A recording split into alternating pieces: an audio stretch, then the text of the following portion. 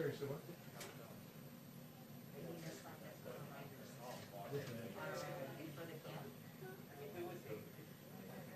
Oh, okay. So now she's gonna get them. Okay. Yeah.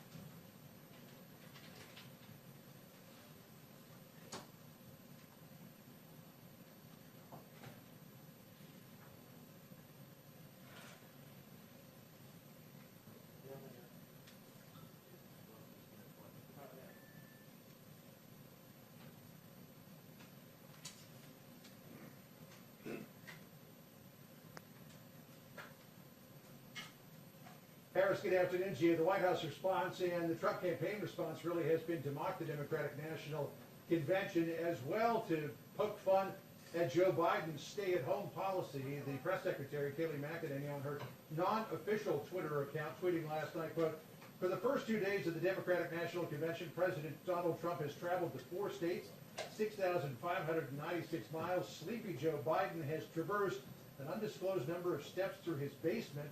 We're wondering if Joe got 6,596 steps in today." Kellyanne Conway, the White House counselor this morning, is zeroing in on the 60-second address by Alexandria Ocasio-Cortez. Listen here.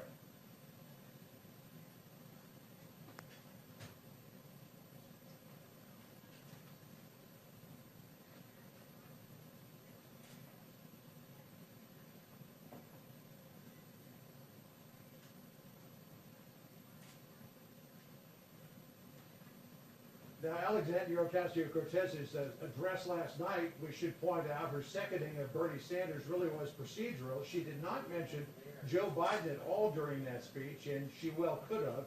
So we're not quite clear about what the reason for that omission was. This morning, the White House Chief of Staff, Mark Meadows, taking aim at John Kerry's scathing critique of President Trump last night. Listen here to Mark Meadows.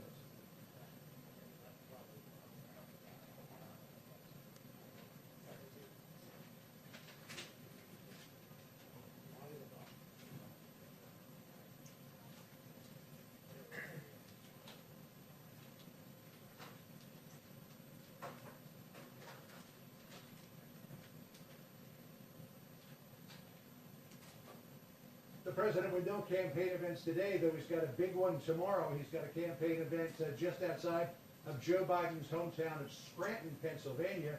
We will hear from the president later on today. He's got one of his hallmark briefing question and answer sessions at 5:30, which in and of itself draws a sharp contrast with Joe Biden, Harris, who has not taken any questions since nominating Kamala Harris to be his running mate. Harris?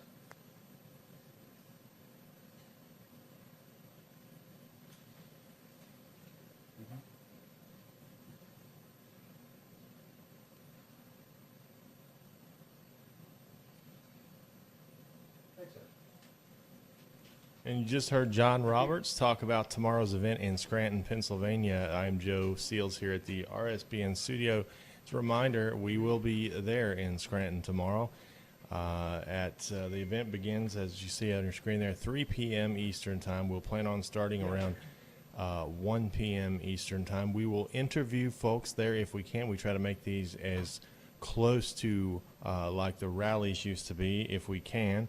But some of the logistics and the security team there, things are a little different than they were back in the rally days. But we will be in Scranton. In fact, Liz Willis is on a plane right now from Phoenix, and our camera operator Gage is they're on their way to Philadelphia right now, and they'll drive to Scranton from there. So tune in tomorrow for all that action. We can't wait to bring it to you. It's campaign season. It's so exciting, and this would have been so much. We were so much busier if this were a normal campaign season. But we are so excited to be out there on the campaign trail again, and we hope there are many more of these.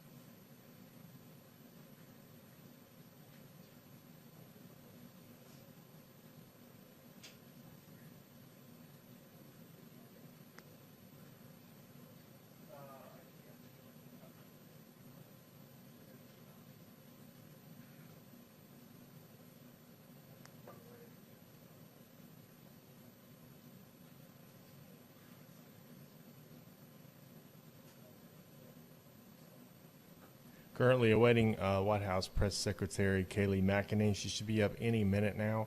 As a quick reminder, we'll be live in Scranton tomorrow at about 1 p.m. for a 3 p.m. start to President Trump's speech tomorrow in Joe Biden's hometown. It'll be really exciting speech tomorrow by the president in Joe Biden's hometown. The last campaign event this week. We hope more to come. I hope you enjoy the press briefing. I've got to go steal some mailboxes, but I'll see you soon. I hope you enjoy the press briefing. Have a great day.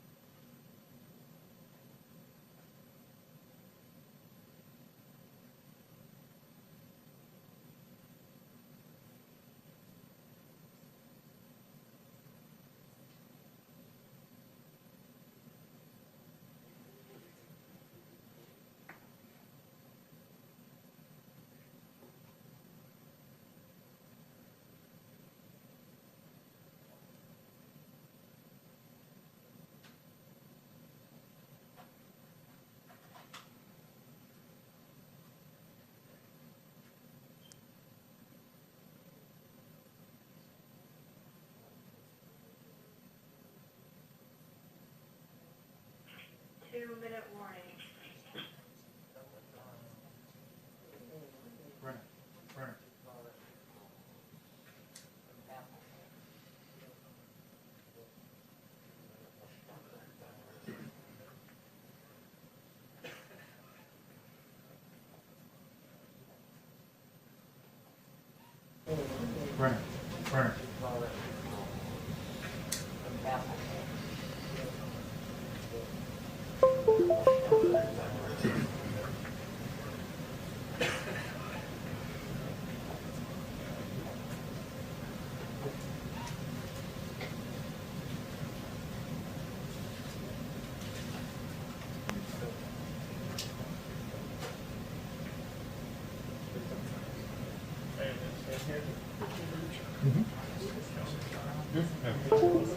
Yes. Yeah, because he's got So, the glass and go. So he can't do first.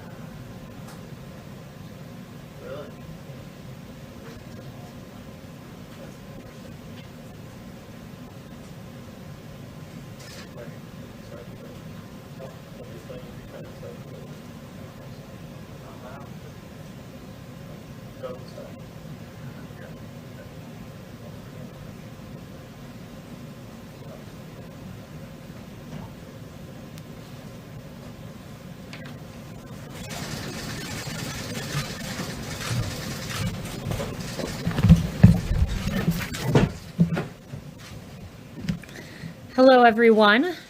Where is Nancy Pelosi? The House is in recess. House and Senate Democrats left town after failing to compromise and make a deal to provide relief to the American people. While Nancy Pelosi and her colleagues went home, this president remained hard at work. President Trump took executive action, including stopping evictions, providing unemployment insurance, pausing student loan payments, cutting the payroll tax, which put money in the pockets of all Americans. Democrats apparently were unable to stick around to make a deal. Now, suddenly, Democrats will be rushing back to Washington. But why? The answer? The United States Postal Service. It's a stunning turn of events. Democrats went home after accomplishing nothing. No deal on stimulus checks, no deal on small business relief, no deal on eviction protections. The concerns of everyday Americans were not the concerns of Democrats on Capitol Hill. So where is Nancy Pelosi? She and her Democrat colleagues will be back in Washington soon to pursue their latest manufactured crisis, the Postal Service. Democrats denied a $10 billion offer for the U.S. Postal Service by this president before they went on recess. But now they're back to pursue the latest Democrat manufactured crisis. It's sad, but it's clear where Democrats' priorities stand. And with that, I'll take questions. John. Kayleigh, looking ahead to potential action at the United Nations, will the president dispatch the Secretary of State to go to the UN to invoke the snapback clause on sanctions? Yeah, so I have no announcements and I won't get ahead of the president, but what I will say is the president has said that he will be willing to invoke the snapback option soon, and I'll leave that to him. Yes. Kayleigh, the president said this week the only way we lose this election is if the election is rigged. It begs the question, does the president believe there's any circumstance under which he could lose the election fairly? The president believes he's done a great job for the American people, and he believes that will show in November. He believes that voter fraud is real, in line with what we see all across the country, particularly with mail-in ballots, which are prone to fraud. Yes. Thanks very much, Kayleigh. Two questions for you. Firstly, given the president's tweet on GoodYear and lashing out at them, is the Beast still going to be using GoodYear tires? I'm not going to comment on security matters. Okay, and then I want to follow up with a question that I asked the president last week, but he didn't answer. I asked him about QAnon, so I wanted to know, have you ever heard the president talk about QAnon, and what does he think of the conspiracy theory? No, I've never heard of that. There's a lot of media focus on that, but certainly never heard of that from the president. Yes. Kayleigh, just to follow up on what my colleague said over there with regard to the president saying, make sure to get out and vote because the only way we're going to lose this election is if the election is rigged. Is the president saying if he doesn't win this election that he will not accept the results unless he wins? The president has always said he'll see what happens and make a determination in the aftermath. It's the same thing he said last November. He wants a free election, a fair election, and he wants confidence in the results of the election, particularly when you have states like Nevada doing mass mail-out voting to their voting rolls. And when they tried this in the primary, it was a massive failure. Ballots were piled up in trash cans. Ballots were pinned to apartment dartboards. And with that being the system, the president wants to take a hard look at this and make sure that these are fair election results and not subject to fraud. So Yes. Can you results, tell us Kayleigh? if the White House has reached out to Pelosi or the Democrats to talk over the next couple of days about stimulus? Yeah, so I have no updates on the personal conversations that we've been having, but what I'll say is this, is I know the speaker is interested in potentially a skinny bill with post office funding, but what we want here at the White House is we're certainly open to post office funding. We did, after all, offer that $10 billion that was turned down. So we're open to that, but what we want to see in there is relief for the American people who are hurt through no fault of their own. For unemployed Americans, we want to see enhanced unemployment insurance. PPP, we want to see small businesses get taken care of. That money goes directly to payroll, so to pay workers and thus keep jobs. And we're interested in seeing stimulus checks go out to the American people as well. On the post office, are you able to share if the White House is open to the $25 billion that the Democrats are proposing, or is $10 billion the cap? No, we don't have a cap. We're certainly open to looking at the $25 billion, but we want included in there relief for the American people that thus far Speaker Pelosi has been entirely uninterested in, as this president has taken unilateral action to protect Americans subject to eviction, to protect Americans who are unemployed, to protect Americans via a tax cut through payroll deferral. So this president's taken action. Still, we're waiting waiting on reckless Speaker Pelosi to get back and do her job. Just to follow up on that, and then I have another question. Are there other things that the president could do in the realm of the executive action to address this problem with the Postal Service to ensure that they've got sufficient funding? Is there anything that he could do to sort of fill the gap? So the post office does have sufficient funding through 2021, and they do currently have cash on hand. They've been given that $10 billion line of credit through the CARES Act, so that's important to note.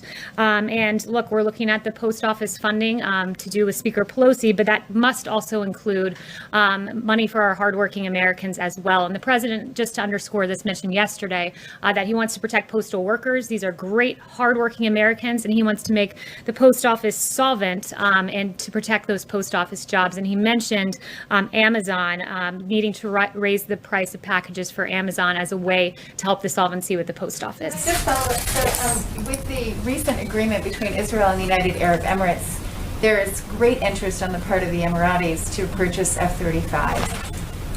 What is the president's position on selling those high-end aircraft to the Emiratis at this point? And would that require congressional changes to remove the qualitative military edge that is guaranteed to Israel at this moment? So we don't confirm or comment on proposed defense sales or transfers until they are formally notified to Congress. To circle back on your first point, too, about post office funding, I did want to highlight a piece that was written by Ruth Goldway, who's a retired chairwoman and commissioner of the U.S. Postal Regulatory Commission. I believe it was in the New York Times. And she said, quote, that the post office has access to about $25 billion in cash. Its own forecasts predict that it will have enough money to operate into 2021. So this notion that there's this emergency for which Nancy Pelosi needs to rush back to Capitol Hill to solve is a farce. It is false. The real thing that's happening here is Nancy Pelosi is feeling pressure from her members, from her constituents, because she's not delivered relief for the American people, and President Trump has. Yes, Paula. Thank you, Kayleigh. Today, the president encouraged Americans not to buy GoodYear tires, suggesting that they had a ban on MAGA hats, but it appears that their policy is just a ban on political speech. It's pretty common for most companies.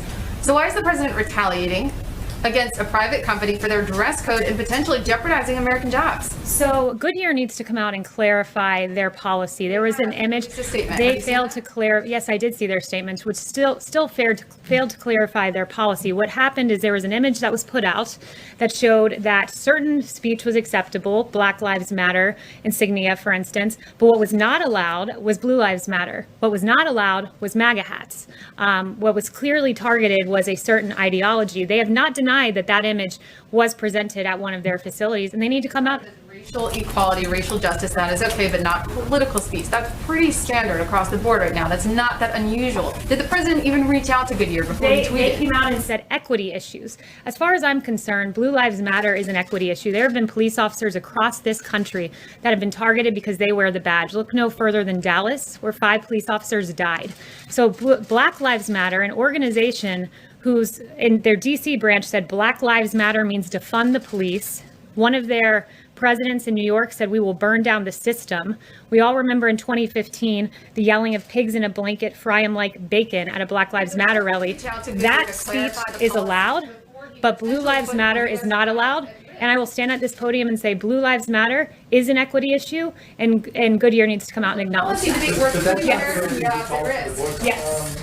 Well, so let me just address that. The reason he called for the boycott was over MAGA. MAGA is pretty much unanimous with Blue Lives Matter these days, if you've seen the endorsements. Yes. Hi, Kelly. Does the White House support rolling back those existing operational changes that Louis DeJoy has done at the Postal Service, like those mail sorting machines? He said he would pause the operational changes going forward, but do you guys support rolling back the ones that have already affected mail delivery? So the president made his position clear on this yesterday, and it is making the post office solvent via Amazon, package rates being raised. It's important to note how this works. So for letters, magazines, catalogs, the post office can only raise prices by the rate of inflation, whereas with packages and commercial freight like Amazon, they can raise those competitive prices. And the Postmaster General Louis DeJoy has proposed propose doing just that, because we don't believe that Amazon should be able to push expensive packages to the post office and burden them further when they've already had issues with funding, and push it there, but yet take advantage of the cheaper shipping. It's a business model that works for Amazon, but it's not one that works for the American people, and clearly not one that works for the post What office. about the specific operational changes? The president's made clear that Amazon, he thinks that's the best way to go, and I'll let him answer any further on that. Yes. Thanks, Kayleigh. The president last night congratulated Laura Loomer for her primary win in Florida. He's also backed Marjorie Taylor Greene in Georgia. Both women have expressed anti-Muslim sentiments. Does the president endorse their views of Muslims, and does he believe that those views belong in Congress? Well, the president routinely congratulates people who officially get the Republican nomination for Congress. So he does that as a matter of course. He hasn't done a deep dive into the statements by these two particular women. I don't know if he's even seen that, but he supports the Muslim community. He supports the community of faith more broadly in this country. Yes.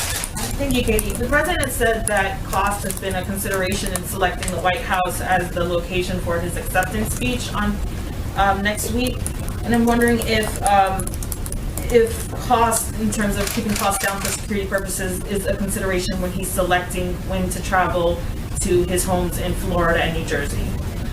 Look, the president made clear that he wants to look at cost with regard to the convention. He always tries to, but the president is entitled at times to leave the White House, and he's done that just like every past president has. Yes. Thank you, Kayleigh. Can you confirm that the U.S.-China trade deal phase 1 talks with Ambassador Lighthizer are still on track?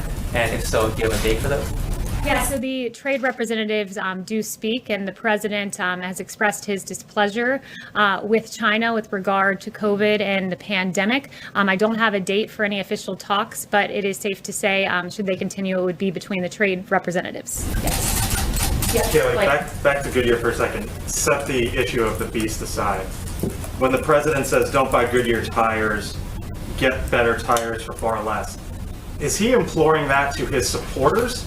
Or is that the official policy of the U.S. federal government that the president is directing, saying, do not buy Goodyear tires going forward?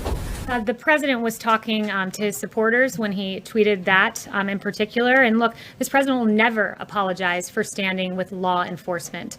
He won't. He thinks it's unacceptable. If you can wear a Black Lives Matter hat, guess what? You should be able to wear a Blue Lives Matter one too, particularly when our police officers are targeted like they were in Dallas, particularly when David Dorn lost his life amid these riots. He will always stand against our police officers and Blue Lives Matter for some reason not being an equity issue, as Goodyear appears to maintain. So for all the fleets out there that have Goodyear tires on them that inevitably need to be replaced, that is fine. Go ahead and purchase. I haven't spoken to him about that in particular. You can ask him later in the 5 p.m. hour. Yes, Thank you, Kayleigh. As the White House continued to spearhead its vision and its victories for Middle East peace, what commitments does the White House hope to establish with the visit of the Prime Minister from Iraq tomorrow? Yeah, so that visit, we're very much looking forward to that tomorrow.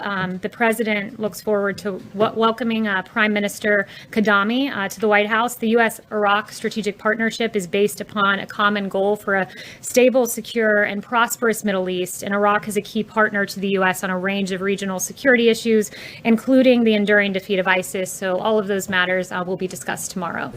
Yes, John. The president has been very bullish on the potential of convalescent plasma. And it appeared as though the FDA was poised to issue an emergency use authorization for convalescent plasma. But a number of the president's top advisors in the medical field, including Drs. Collins and Fauci, said, let's put a hold on the EUA. It's too early. We don't yet know about the true efficacy of convalescent plasma. Does the president agree with putting off the emergency use authorization, or is he of a different mind of it? Yeah, so I haven't spoken to the president about that particular EUA. You can ask him that later this afternoon. But I did follow up with the FDA on a testing issue, and I wanted to look into the average time for our point of care test, because you all ask often about our point of care, our more rapid test. And the average time for point of care test from submission to the FDA to decision for COVID-related rapid point of care test was 20 days. And by comparison, that for Ebola, flu, and strep point of care test was over 100 days. So this FDA under this president has managed to prove these rapid point of care tests that you all ask about at a rate 5 times faster than for Ebola, flu, and strep, which have taken more than 100 days on average. And just before I walked out here, Attorney General Barr announced some very good new news. Last week, of course, we learned that the suspected killer of Legend Taliaferro was charged, which was very encouraging to see. Operation Legend was, of course, named after Legend Taliaferro, the 4-year-old boy who was shot and killed in his bed. This has been going on for 6 weeks. There have been 1,000 federal agents from FBI, DEA, ATF, and U.S. Marshals working side by side with state and local authorities. Operation Legend is a very good example of cooperation in action, which is a sharp contrast to those who merely express empty sentiments or worse, hold blatant disregard for the unacceptable violence in our cities, of which many children have fallen victim to. The president cares. The president wants law and order restored. He wants peace in our streets. So this president took action.